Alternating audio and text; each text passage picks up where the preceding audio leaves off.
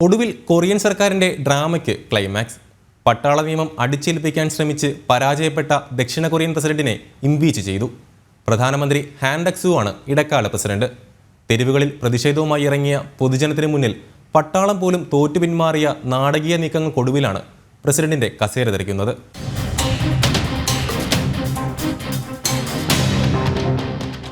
ദക്ഷിണ കൊറിയയിലെ രാഷ്ട്രീയ നാടകങ്ങൾക്ക് ഒടുവിൽ തിരശീല വീണു. അടിയന്തര പട്ടാള നിയമം പ്രഖ്യാപിച്ച് പരാജയപ്പെട്ട ദക്ഷിണ കൊറിയൻ പ്രസിഡന്റ് യൂൻ സുക് യോളിനെ ഇംപീച്ച് ചെയ്തു. 300 എംപിമാരിൽ 204 പേർ ഇംപീച്ച്മെന്റിനെ അനുകൂലിച്ച് വോട്ട് ചെയ്തു. 85 പേർ എതിർത്തു. 3 എംപിമാർ വിട്ടുനിന്നപ്പോൾ 8 വോട്ടുകൾ അസാധുവായി. ഇംപീച്ച്മെന്റ് പ്രമേയം പാസ്സാകാൻ 3/2 ഭൂരിപക്ഷം ആവശ്യമായിരുന്നു.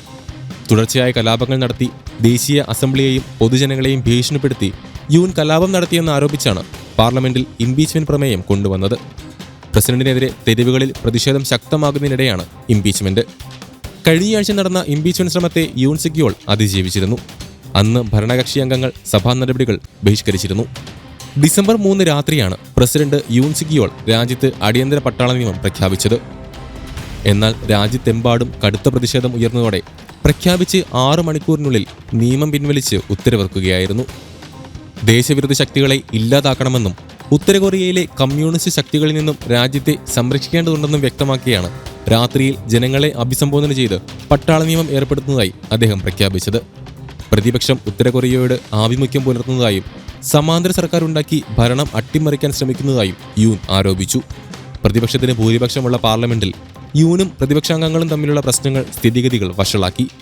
അടുത്ത വർഷത്തെ ബജറ്റിനെ ചൊല്ലി യൂനിന്റെ പവർ പാർട്ടിയും പ്രതിപക്ഷത്തുള്ള ഡെമോക്രാറ്റിക് പാർട്ടിയും തമ്മിൽ തുറന്ന പോര് നടക്കുന്നതിനിടെയാണ് യൂൻ അടിയന്തര പട്ടാള നിയമം പ്രഖ്യാപിച്ചത്.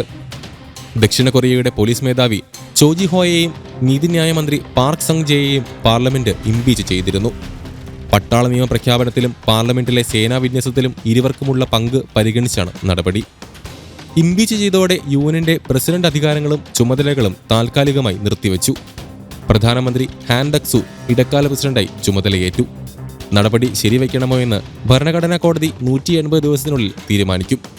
യൂനിനെതിരെ കോടതി വിധി വന്നാൽ ദക്ഷിണ കൊറിയൻ ചരിത്രത്തിൽ ഇംപീച്ച്മെന്റിനെ തുടർന്ന് പുറത്താകുന്ന 2ാമത്തെ പ്രസിഡന്റാകും. പാർക്ക് ഗ്യൂൻ ഹൈയെ 2017 ഇംപീച്ച്മെന്റ് ചെയ്ത് പുറത്താക്കിയിരുന്നു.